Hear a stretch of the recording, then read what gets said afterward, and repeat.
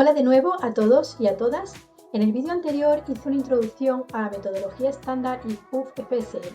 Hoy vamos a seguir profundizando en las particularidades de la metodología. En el vídeo de hoy os hablaré de las funciones de datos y de las funciones transaccionales, que son los elementos que nos van a ir dando la medida del tamaño funcional. Yo soy Juana Rodríguez y esto es Juana Testing.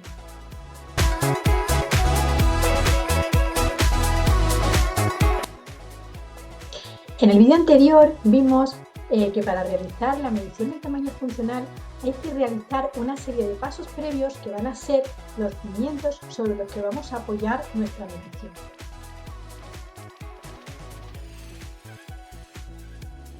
Ahora hay que ir construyendo la medición y para ello necesitamos identificar los elementos básicos que nos van a dar el tamaño funcional del software. Los elementos básicos son las funciones de datos y las funciones transaccionales.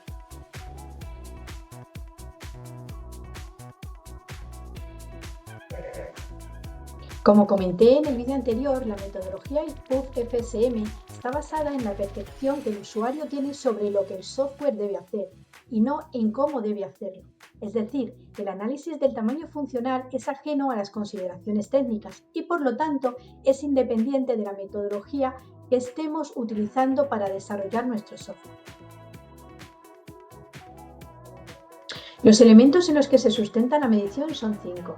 Los ficheros de interfaz externos, EIFs, los ficheros lógicos internos, ILF, las salidas externas, EOS, las consultas externas, EQs y las entradas externas, OEIs.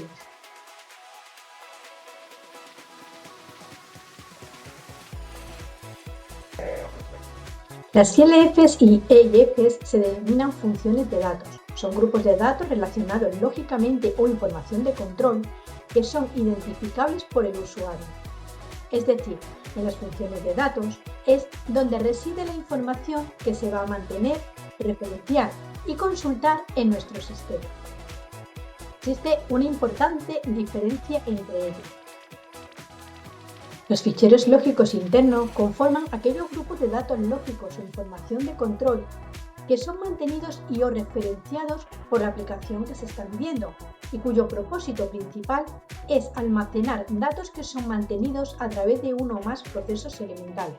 Por tanto, para que podamos considerar una función de datos como una ILF, debe haber en la aplicación que se está midiendo una función transaccional que mantenga la información que contiene. Los ficheros de interfaz externo son aquellos grupos lógicos de datos referenciados por la aplicación que se está midiendo, pero que son mantenidos dentro de los límites de otra aplicación. En este caso, el propósito principal va a ser almacenar datos referenciados y o consultados por uno o más procesos elementales. Hay que tener en cuenta que una EIF medida para una aplicación debe ser necesariamente un ILF en otra aplicación.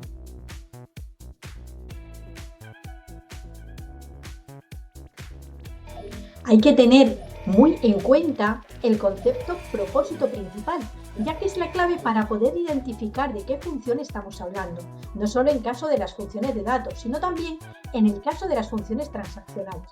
Por lo tanto, cuando estemos analizando una funcionalidad para medirla, lo primero que tenemos que preguntarnos es cuál es el propósito principal de esta funcionalidad, qué es lo que el usuario pretende que la funcionalidad haga. La respuesta a esas dos preguntas nos van a dar la clave para poder identificarla y medirla correctamente.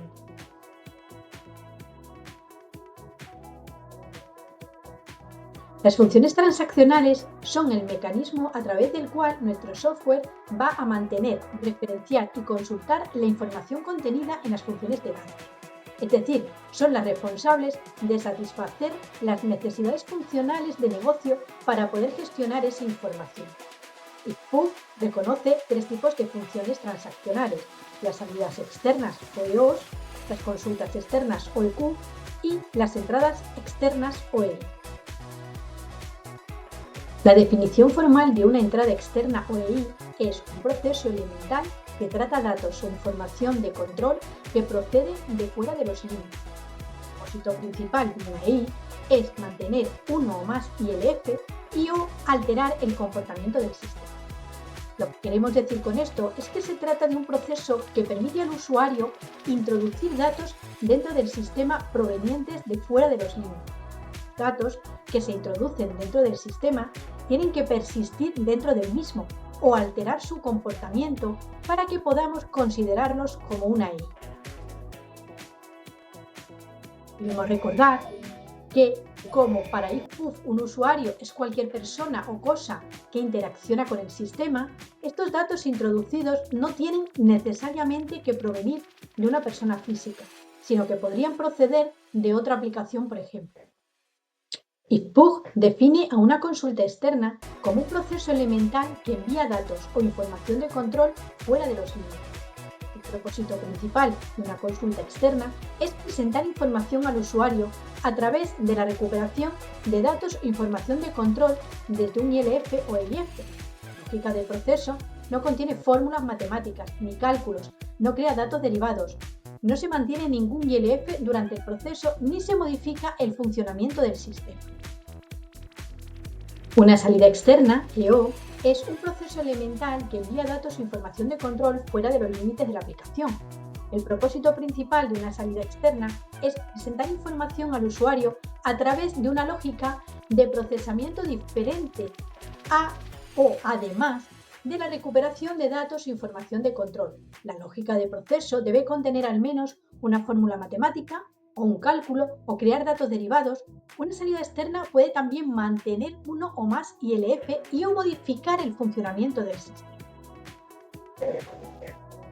Como podéis observar, tanto para las EQs como para las EO, el propósito principal es el mismo: enviar datos o información de control fuera de los límites de la aplicación.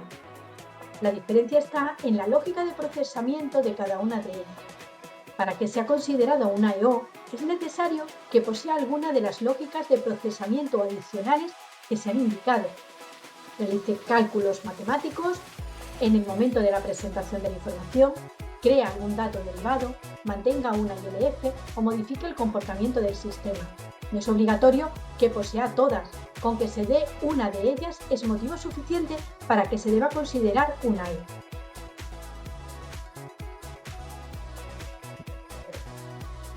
Las funciones transaccionales también las hemos estado denominando en las definiciones como proceso elemental. ¿Pero qué es un proceso elemental?